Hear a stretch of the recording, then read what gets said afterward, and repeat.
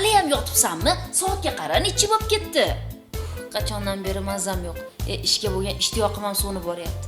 Kamiga yurtimga ham keta olmayapman.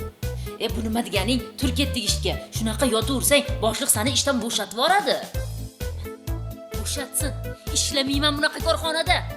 Ikkovimiz ham musofir bo'lsak, boshqa davlatdan kelib bu yerda ishlayotgan bo'lsak, meni oyligimdan qisadimi? Qachondan beri oyligimni bermaydi? Kerak emas.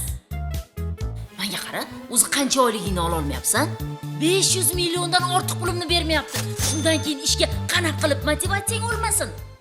Xuddi shunga o'xshash holat Toshkentdagi oziq-ovqat ishlab chiqaruvchi korxonalardan birida yuz berdi. Rahbari ham xodimi ham asli xorijlik bo'lgan fuqarolar o'rtasida chiqqan nizo yurtimizdagi adolatli sud orqali hal etildi.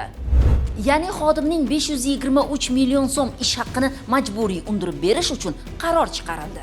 Joriy muddat ichida qarzdor ijro hujjat talabini bajarmaganligi sababli majburiy ijro harakatlariga kirishildi. Hisob raqamlariga inkas topshiriqnomasi qo'yildi.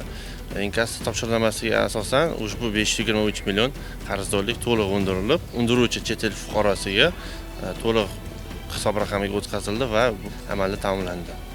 Har bir tashkilotda ishchilar haqqining vaqtida berilishi bu o'sha tashkilotning gullab yashnashiga xizmat qiladi. Qolaversa, haqqini vaqtida olgan xodimning ishga bo'lgan ishtiyoqi ortib, bu ularga motivatsiya bo'ladi.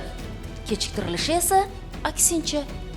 Shunday ekan, ayrim qo'l ostidagilarning maoshi beparvo bo'layotgan rahbarlar, biznesingiz rivoj topishini istasangiz, eng avvalo xodimlarning roziligiga e'tibor qarating.